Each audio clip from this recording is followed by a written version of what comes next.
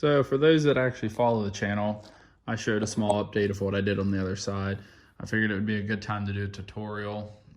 I'll see if I can do a time lapse to show how to replace some of the normal maintenance parts of Subarus, such as the axles that always go and sway bar links. And I mean, every car is good for ball joints and tie rod ends, but this car has 130,000 on it, so this should apply to 2005 to 2009 Legacies and Outbacks. I'm sure other Subarus are built the same, so I'll see if I can set up a video. But first I'm going to show you what I'm going to do before I see if I can do a time lapse.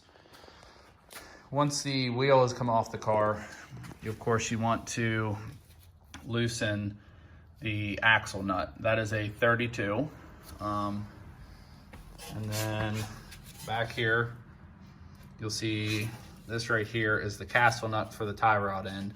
I believe that is a 17 or a 19. And then of course the nut back here, which I had trouble with on the other side. That's where you actually loosen it to get the end off. You know, if your vehicle has already been aligned, you'll of course want to keep that back bolt as close as possible. That way alignment's not messed up. With this vehicle, the alignment's already tore up anyway and it's eating the tires, so it's not a super big deal. Right here is the sway bar link. As you can tell, the boots on these are tore. Subaru's pretty notorious for this, but those are 14 millimeters. And if you look on the inside, right there, it has a little hex head. You use that because generally whenever you're trying to loosen this, it starts spinning. And you'll have to either get like a ratcheting wrench or something similar to that to be able to do it. So let me see if I can get under here. And then of course the ball joint. It's the same castle nut size as the tie rod. And then you'll have to loosen this bolt here on the very bottom. And then this is actually what holds the ball joint into the, I'm gonna call it a knuckle, but you'll have to loosen that. The ball joints on this car weren't super bad, but I have to take it off anyway to do the axle, so I'm just gonna do certain parts. It looks like maybe that is tore a little bit, and then Maryland, it won't pass inspection. So I'll see if I can set up a time-lapse video and show you as I go along. But this job isn't super hard. Using just simple tools, I've learned that if you use something similar to this 2x4 here, you can actually put that on the control arm right about where the sway bar link goes. If you loosen the lower castle nut on the ball joint, you can and take the top bolt out. This should hammer it out of the spindle. It worked on the other side for me. It's pretty good, and I don't really like messing with the ball joint pullers, so I'll set it up and then we'll do little updates as I go.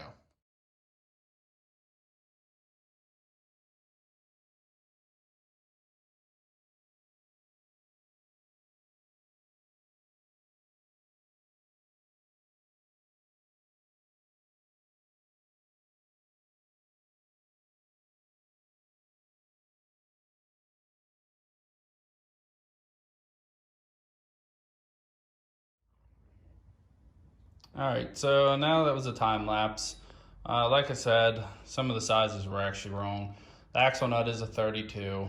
Both castle nuts for the ball joint and the tie rod end is a 19. Sway bar links are also a 14, and so is the bolt that actually holds the tie rod end, the ball joint in. So I'm going to try to get the torch to the tie rod end. I had to the other side. These are original to the car, so I'm gonna let that heat up a little bit. I'm gonna set you guys back on time lapse, but before I do, I just wanna show you what it should look like at this point. In the beginning, you could see that I was hammering on the socket. I'm sure there's probably a better way, like an air hammer. I don't have one, so I'm replacing the axle anyway. It doesn't matter. Same thing with the tie rod end. It's also getting replaced. It just needs to come out. So as you can tell, the axle's pushed through, it's free. I put the castle nut back on the tie rod end just so it would quit moving around a little bit. The sway bar link is unhooked from the sway bar and the control arm. And then down there's where the 14mm goes that holds that in. And I left the castle nut on. I'll show you here in a minute a trick I learned, actually just recently, how to get this ball joint out without any kind of special tools. So I guess now we're gonna add a little heat to this and see if I can get this nut loose.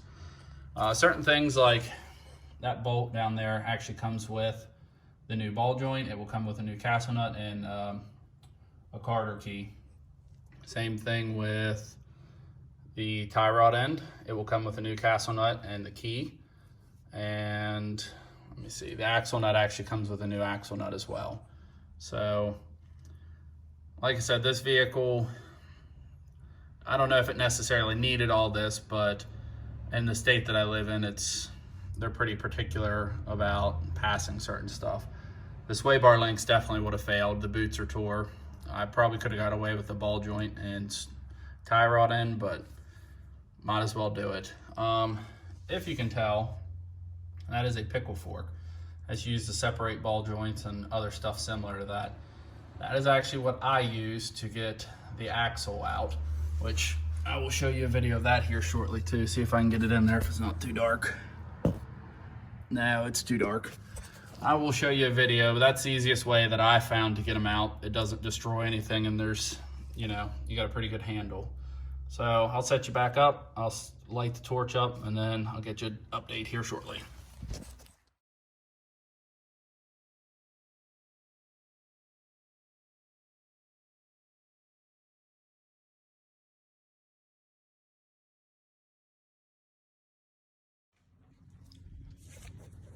Okay, so as you can tell, the nut and tie rod is free now. You want to be careful, obviously, after you put a torch to it because it's hot, and you need to be careful because there is an ABS line and brake lines there. You don't want to melt either one. So this is the part where I'm going to see if I can set it up on the ground. This is the part where I'm going to see if I can show you how to separate. As you can tell, it's fully seated. How to separate it. You want to leave the castle nut on the bottom a little bit, and then we'll see if we can get this out with the 2x4. The other side only took about 2 or 3 swings, but I'm going to set the camera up and I'll show you real quick.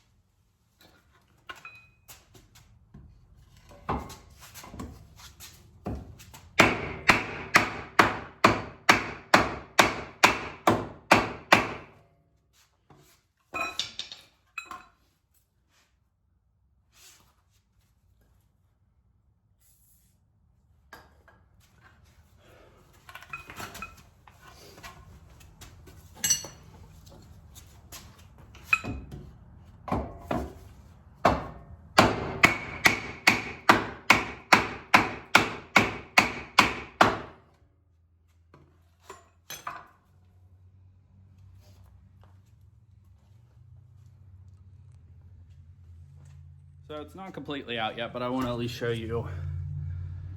Let's see if I can see it there. It's no longer fully seated. This side is being a little stubborn than the driver's side, but it's almost out. So let's set it back up and see if we can get this out.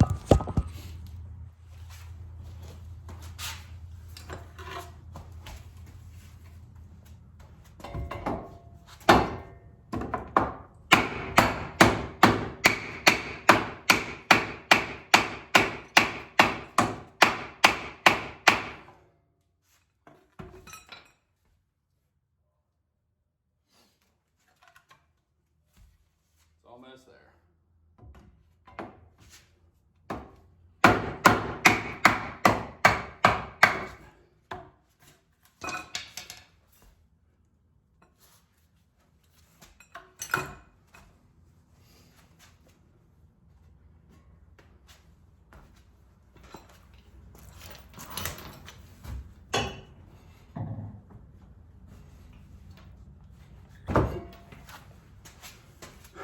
Not yet.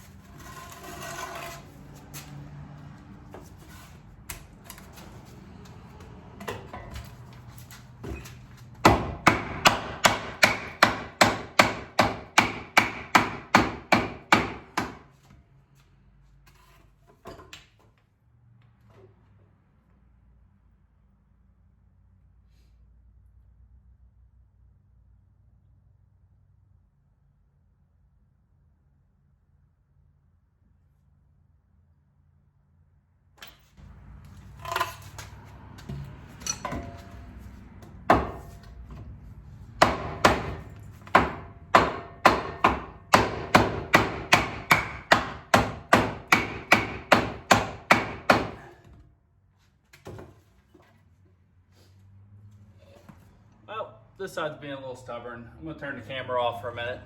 Usually these come straight out, but this one's trying to be just stubborn. So the other side literally only took like 5 or 6 swings.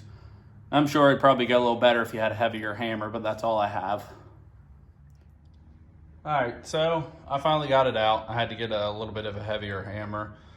Like I said, if you have a bigger hammer that weighs more, I'm sure this would have been easier. The other side came right out, but let me show you what it looks like. I'll set you back on a time lapse here in a minute, but there it is. It's completely out. So now at this point, of course, just take the castle nut off here at the bottom, and that's pretty much it. I'm gonna see if I can set a light up underneath there to show you how to get the axle out of the transmission. It's super easy, but it's a little tight to work under there. So it's a pretty bad view. However, the right there, the green part is part of the axle.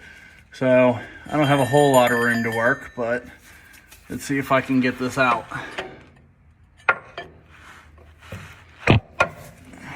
Might need to jack the car up some more.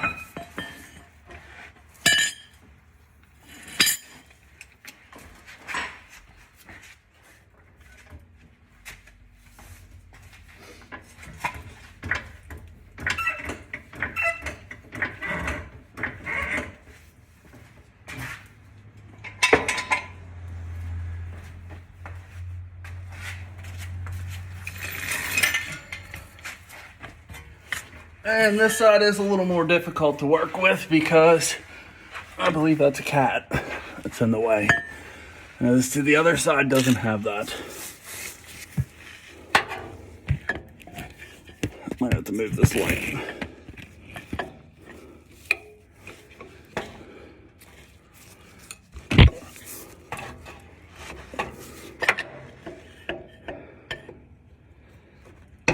There it is.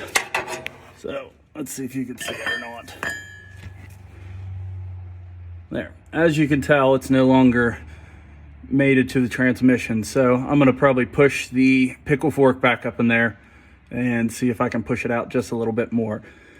And then pretty much just put everything back together in the same order that it came with, but I'll probably do a time lapse of that. I don't feel like you need to see every part of it. Obviously, if you have a lift, this kind of stuff's easier. I don't. I have a pit, but it's still not easier. Okay. So that's about as far out as it needs to come. I'll set you back up and pull it out, and then we'll do a time lapse of everything.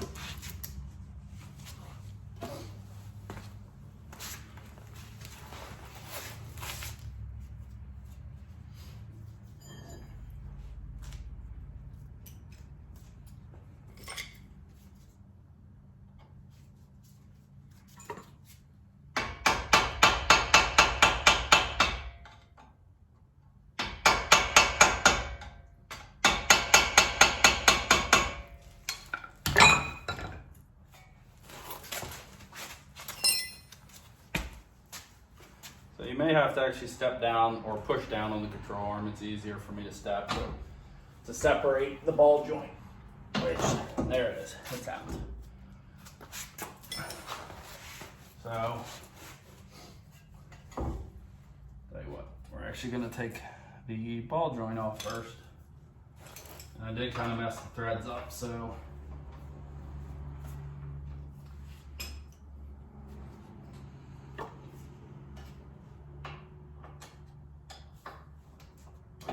If I can hold this.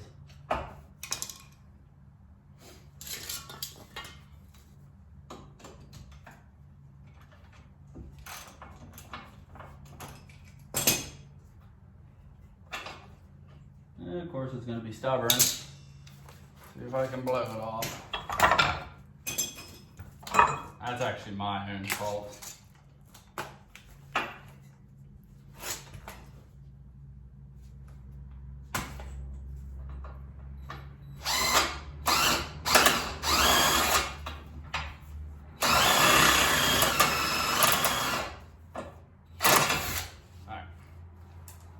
There's that.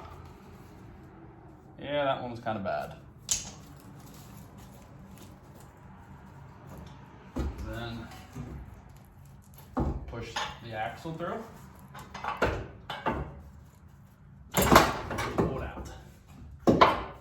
As you can tell, this one was really, really bad. So I'm going to put you on a time lapse pretty much to reinstall. I'm sure there's other ways to do it if you're real careful. This is how I reinstalled the ball joint for that. But clean everything up and then should be good to go to reinstall everything. Now that the disassembly is easily the hardest part of it all.